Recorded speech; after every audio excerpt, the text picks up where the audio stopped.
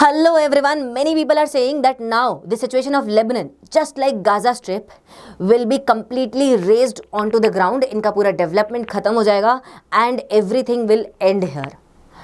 Actually, there are similarities between Gaza and Lebanon because Gaza had Hamas and Lebanon has Hezbollah. लेकिन यहाँ crucial differences भी हैं. Entire population of Gaza were consisting of Palestinians who were radicalized, who were supporting Hamas. That's why इन्होंने Hamas के leader को 2004-5 में elect किया था अपने आप को रिप्रेजेंट करने के लिए. लेकिन लेबनान के साथ ऐसा नहीं है. लेबनान में हिजबुल्लाह का प्रेजेंस है, बट लेबनान में क्रिश्चियंस हैं, सुन्नी मुस्लिम्स हैं, ड्रूज हैं. Most of them do not want Hezbollah to play important role here in their polity and economy. इसी के साथ साथ इनका इस वॉर से कुछ लेना देना है नहीं, because this war is between IDF and Hezbollah. लेकिन क्योंकि हिजबुल्लाह ने अपने आप को ज़्यादा मजबूत किया है, सीरिया से होते हुए, ईरान से होते हुए, शिया क्रेसेंट का इस्तेमाल करते हुए, वेपन्स फंडिंग का इस्तेमाल करते हुए, राइट. और इन्होंने अपने आप को लेबनीज आर्मी से भी ज़्यादा मिलिटराइज और ज़्यादा मजबूत कर दिया एज अ प्रोफेशनल आर्मी. ये दुनिया के पहले ऐसे आतंकवादी होंगे जिनके पास प्रॉपर एक प्रोफेशनल आर्मी मौजूद है और प्रोफेशनल तरीके से काम भी करते हैं, राइट. तो इन्होंने अपने आप को मजबूत किया है rather than on the interest of Lebanese people, and that is why many Lebanese factions are against Hezbollah here. And आप ये देख सकते हो इन फ्यूचर, बिकॉज लेबनीज के prime minister, caretaker prime minister is a Sunni leader. He has already given a statement. Litani river के south में जहां पर हिजबुल्लाह का प्रेजेंस है, यहां जैसा यूनाइटेड नेशंस ने एनविसेज किया था इनिशियली इन अ रेजोल्यूशन, वैसा ही यहाँ पर डीमिलिटराइज करने के लिए, इस जोन में आर्म्ड ग्रुपिंग के प्रेजेंस को हटाने के लिए लेबनीज अपनी आर्मी भी इस्तेमाल करेंगे. मतलब Sunni leadership is completely in support कि हिजबुल्लाह को यहाँ से ड्राइव आउट किया जाए. अब इस कॉन्टेक्स्ट में the best solution for Lebanese to save itself is कि क्रिश्चियंस और सुन्नी मुस्लिम्स साथ में मिल जाएं और उसके बाद ये लोग इजराइल के साथ नेगोशिएट करें कि अच्छा आपको हिजबुल्लाह को ख़त्म करना है, इस पूरे जोन में आप हिजबुल्लाह को ख़त्म कर सकते हो, हम यहाँ पर खड़े रहेंगे, हम कोशिश करेंगे कि हिजबुल्लाह इसके बियॉन्ड ना आए. वैसे तो कुछ हिजबुल्लाह के ऑफकोर्स यहाँ पर भी होंगे, बेरूत में भी होंगे, बट विल ट्राई कि ये इसके बियॉन्ड ना आए, आप इनको ख़त्म कर दो इस जोन में. उसके बाद जैसा यूनाइटेड नेशंस ने एनविसेज किया था वैसे ही आप इस जोन को डीमिलिटराइज कर दो, so that the people sitting here in north Lebanon, in mount, ये आपके जो लेबनीज माउंटेन्स में बेस्ड हैं, ये लोग बच जाएं, बिकॉज इनका कुछ लेना देना है नहीं वॉर से, right. That is there. Secondly, एक रिजीम चेंज, एक कंप्लीट एक फ्रॉम विद इन एक फोर्स भी राइज हो सकता है which can completely destruct the power of Hezbollah inside Lebanon. आप ऐसा भी एक रिजीम चेंज एंड एक पीपल्स मूवमेंट को विटनेस कर सकते हो. And if that happens, either of these possibilities are much better compare to a complete war with Israel. तो इसको हम देखेंगे कैसे ये सब हो सकता है और कैसे ये सारी चीज़ें टेक प्लेस कर सकती हैं, और इंडिया का रोल पर्टिकुलरली इस जोन में कहाँ पर है. अभी इंडियंस ने क्या क्या बोला है इस जोन के बारे में अभी जब वॉर चल रहा है तब. देखो, सबसे बड़ी बात होती है कि आप समझदारी दिखाओ पर्टिकुलरली ड्यूरिंग वॉर, राइट.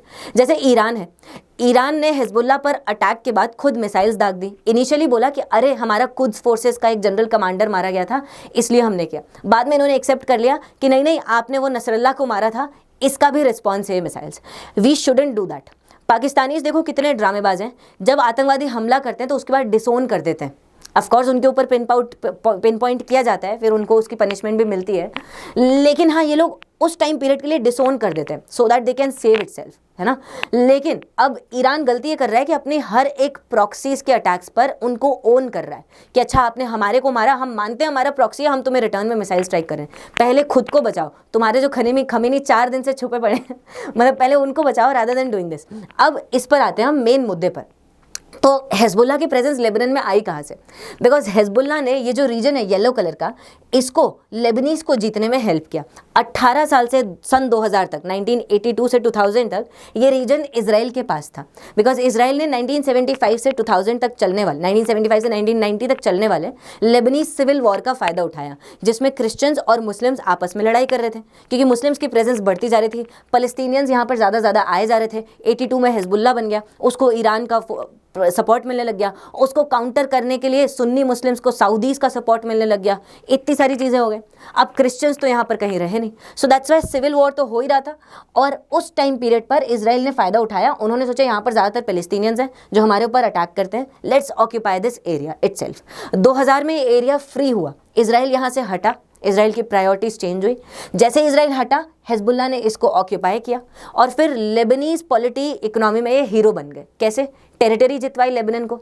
लेकिन उसके जस्ट बाद एक प्रॉक्सी वॉर लेबनन के अंदर ही स्टार्ट हो जाता है, जो लेबनन को अंदर से खाता जा रहा है, because Hezbollah is a terrorist organization जो अपनी प्रोमिनेंस थ्रेट से रखना चाहता है। अब लेबनन की आर्मी के कंपैरिजन में अपनी प्रेजेंस को ज़्यादा मजबूत कर रखा है, अपनी आर्मी को ज़्यादा मजबूत कर रखा है। और ये प्रॉक्सी वॉर आता है between Sunnis and the Hezbollah faction. Sunni families होती हैं, जैसे prominent Hariri family, these are supported by Saudis, इनके काफ़ी सारे बिजनेसेस थे। इनका एक प्रोमिनेंट लीडर था Rafiq Hariri, very popular, he was assassinated, क्योंकि हिजबुल्लाह को लग रहा था अगर सुन्नी लीडरशिप पावर में आ गई तो ये हमें खा जाएंगे। He was completely assassinated. इनका बेटा आता है, वो भी साद हरीरी, नाम आपने सुना होगा, आगे और बताऊंगी इनके बारे में। ये भी एक एंटी हिजबुल्लाह वेव लेकर आते हैं। अब ये जीत जाते हैं पावर में, 2004-5 के इलेक्शंस की बात है। उसके बाद हिजबुल्लाह और परेशान, तो ये दोबारा अपनी थ्रेट और अपने जो एसेट्स हैं उसका यूज़ करते हैं, फोर्स का यूज़ करते हैं on their own people in 2008। और उसके बाद आप देखो ये स्ट्रीट्स में ऐसे आ जाते हैं, सुन्नी मुस्लिम्स के एसेट्स पर अटैक करते हैं, साद हरीरी के बिजनेसेस पर अटैक करते हैं। और उसके बाद फिर हरीरीज एंड सुन्नीस के पास और कोई ऑप्शन नहीं होता इनसे बातचीत करने का। गवर्नमेंट और हिजबुल्लाह में बातचीत होती है और फिर इनके बीच में डिसीजन होता है कि ठीक है, हिजबुल्लाह को यहाँ पर मेंटेन रहने देंगे विद इन लेबनन। और ये एक बहुत बड़ा मिस्टेक निकल के आता है, क्योंकि जब आप थ्रेट में किसी डर जाते हो किसी आतंकवादी के, उसके बाद क्या होता है ये आप देखोगे। अब कंटिन्यूसली उसके बाद भी हिजबुल्लाह को सपोर्ट मिलता जाता है। मुस्लिम्स की पॉपुलेशन दोनों तरफ से राइज हो रही है, क्रिश्चियंस ज़्यादा कम होते जा रहे हैं। एक टाइम पीरियड पर ये 50% थे, अब आप देखो 30% भी नहीं बचे, और ये भी 14 साल पहले का डेटा है। अभी तो क्या होगा आप समझ ही रहे हो, राइट? तो ऐसा भी होता जाता है। और साथ साथ सीरिया से जो हिजबुल्लाह ग्रुप है उसको ज़्यादा सपोर्ट मिलता जाता है, और उससे हिजबुल्लाह दोबारा मिस्टेक कर देता है, जिससे लेबनन की इकोनॉमी पॉलिटी दोबारा पूरी क्रम्बल डाउन हो जाती है। इसको हम देखेंगे। लेकिन उसी के साथ साथ आपके लिए एक इंपॉर्टेंट अनाउंसमेंट, अगर आप पटना या बिहार से बिलोंग करते हैं तो आप अनअकैडमी के पटना सेंटर पर विजिट कर सकते हैं for further guidance counselling regarding UPSC as well as BPSC. इसी के साथ साथ करोल बाग में इंग्लिश मीडियम की फाउंडेशन बैच चला करेगी, मुखर्जी नगर में हिंदी मीडियम की फाउंडेशन की बैच चला करेगी, और प्रयागराज में outside Delhi Hindi plus English medium की बैच चला करेगी। इनके फीचर्स हैं current affairs, CSAT, mentorship, test series, all of that. तो आप इसके बारे में और इंक्वायर कर सकते हो। एक कॉम्प्रिहेंसिव कोर्स है, इसके अलावा जीएस में कुछ लेने की जरूरत नहीं पड़ेगी। By clicking the link in the description below of the video. Unacademy app भी इंस्टॉल कर सकते हो by clicking the link in the description of the video below.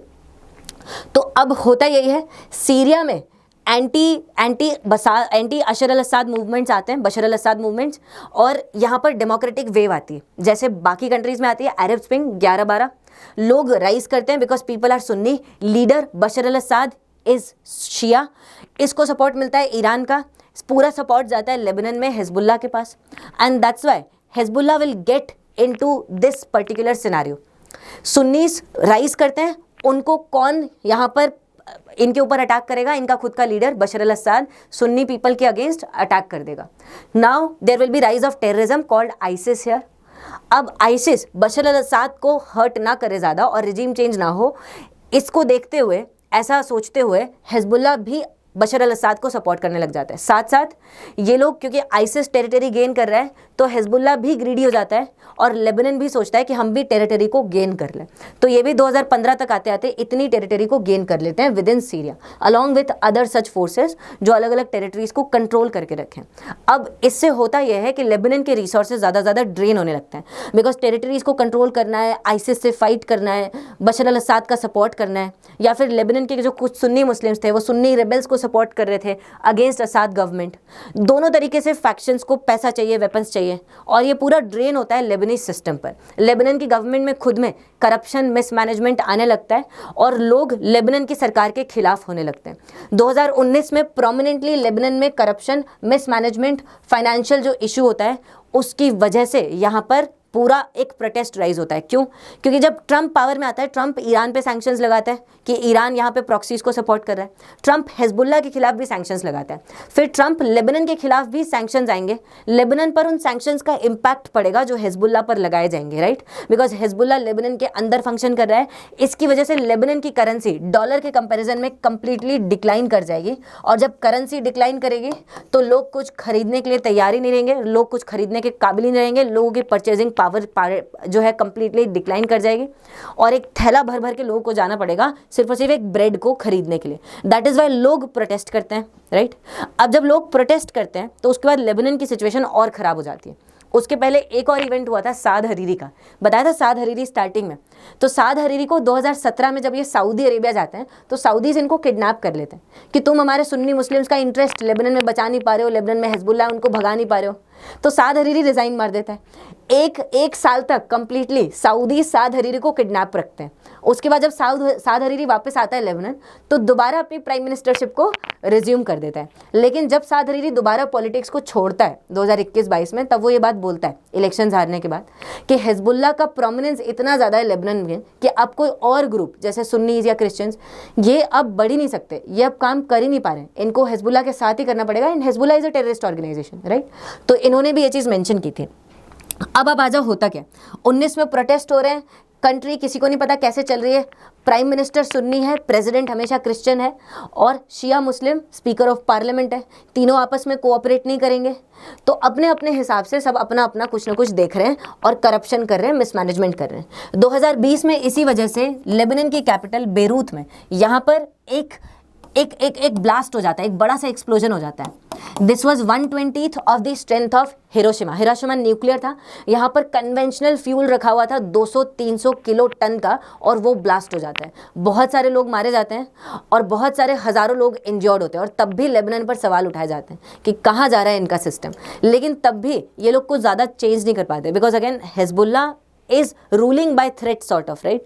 Hezbollah अपने इंटरेस्ट को थ्रेट से, फियर से, इंटिमिडेशन से, वायलेंस से ही यहाँ पर प्रोपोगेट कर पा रहे हैं। और शिया क्रेसेंट इतना स्ट्रॉन्ग है कि उसको आप सऊदी का जो प्रेजेंस या प्रेशर रहता है उससे भी आप कंप्लीटली नहीं उसको कंप्लीटली काउंटर कर सकते।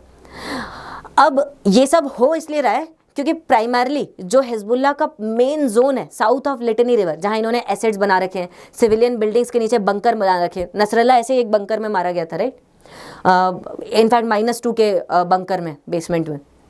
और मतलब इनके अलग अलग वेपन्स, एम्यूनिशंस के भी ऐसे स्टोर्स हैं, सिविलियन बिल्डिंग्स और हॉस्पिटल्स और सारे इंफ्रास्ट्रक्चर के नीचे इन्होंने ये सब सारा एम्यूनिशन और ये सब इकट्ठा कर रखा है।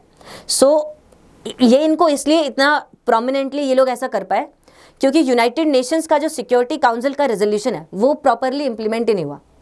2006 में काउंसिल ने एक सिक्योरिटी काउंसिल रेजोल्यूशन पास किया था।